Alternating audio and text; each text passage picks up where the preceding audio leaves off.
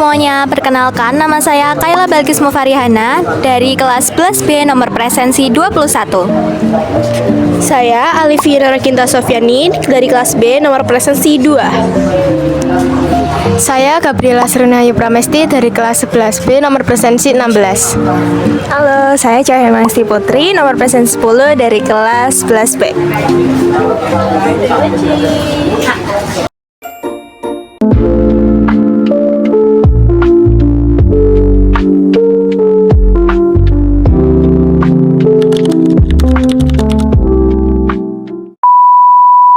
Setelah perjalanan, sampailah kita di Puro Mangkunegaran, Solo. Selanjutnya, pemandu wisata akan menceritakan mengenai sejarah Puro Mangkunegaran, Solo. Ternyata, Puro Mangkunegaran merupakan sebuah kadipaten yang dipimpin oleh seorang pangeran. Selain itu, Puro Mangkunegaran berkaitan dengan Keraton Surakarta maupun Keraton Yogyakarta dikarenakan merupakan keturunan dari Kerajaan Mataram Islam. Kerajaan Mataram Islam terpecah belah menjadi beberapa kerajaan baru dikarenakan adanya peristiwa geger pecinan oleh etnis Tionghoa.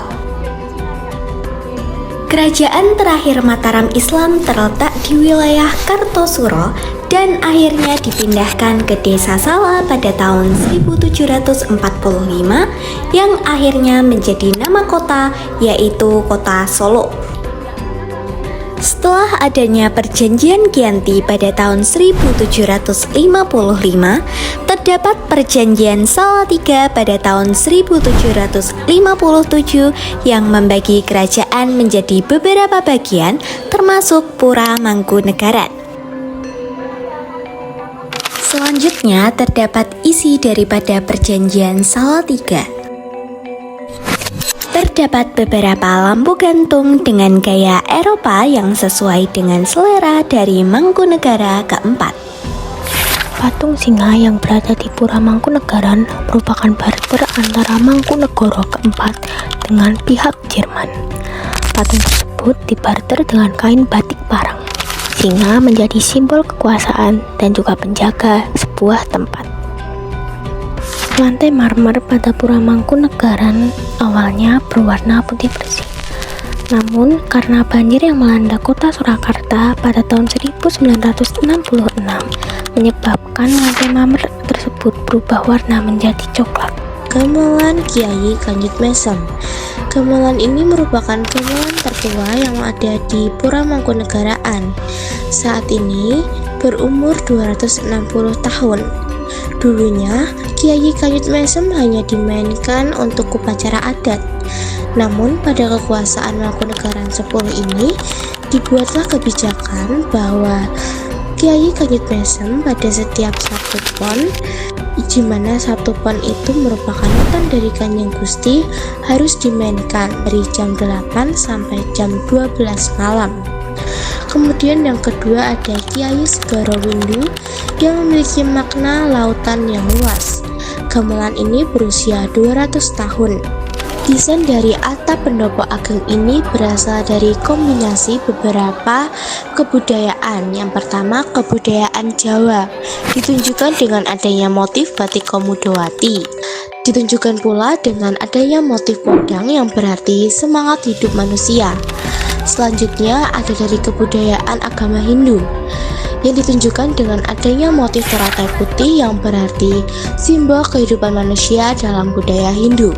Dan yang terakhir ada kebudayaan dari Cina, ditunjukkan dengan adanya 12 zodiak yang dipercaya dalam kebudayaan Cina.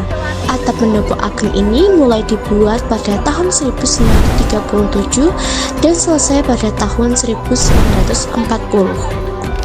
Ketika memasuki Keraton Pura Mangkunegaran, bangunan sebelah kanan merupakan bangunan tempat tinggal para putra-putra kerajaan tersebut pada zaman dahulu.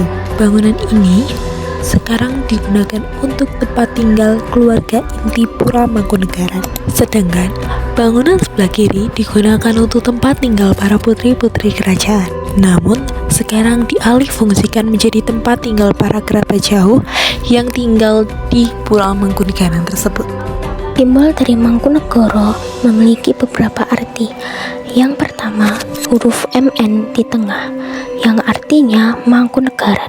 Kemudian yang kedua, angka 1866 merupakan tahun selesainya Pura Mangkunegaran dibangun. Kemudian yang ketiga, padi dan kapas, seperti simbol pada sila kelima Pancasila, yang merupakan simbolisasi sandang dan pangan utama kota Surakarta.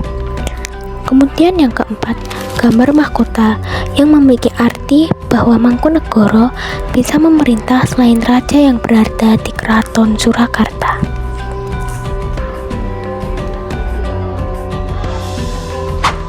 Konon katanya Mangkunegara ke-9 pernah menikah dengan Sukmawati Soekarno Putri namun kemudian bercerai.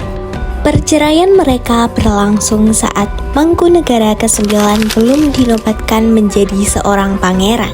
Pada akhirnya Mangkunegara ke-9 wafat pada tahun 2021.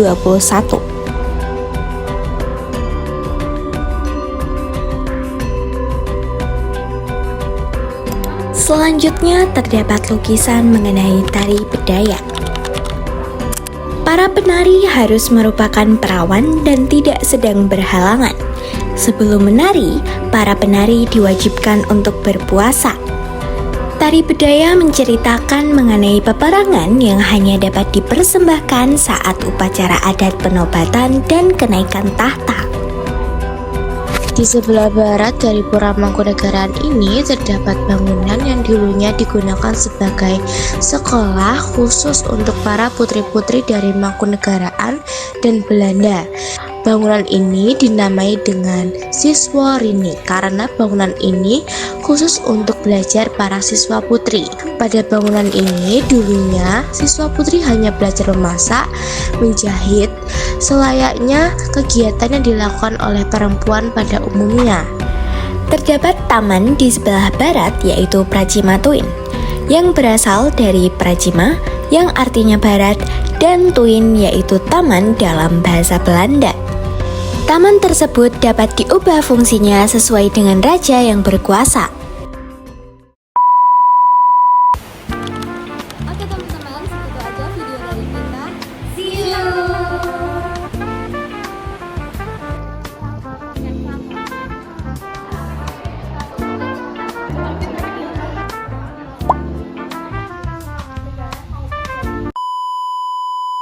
Big.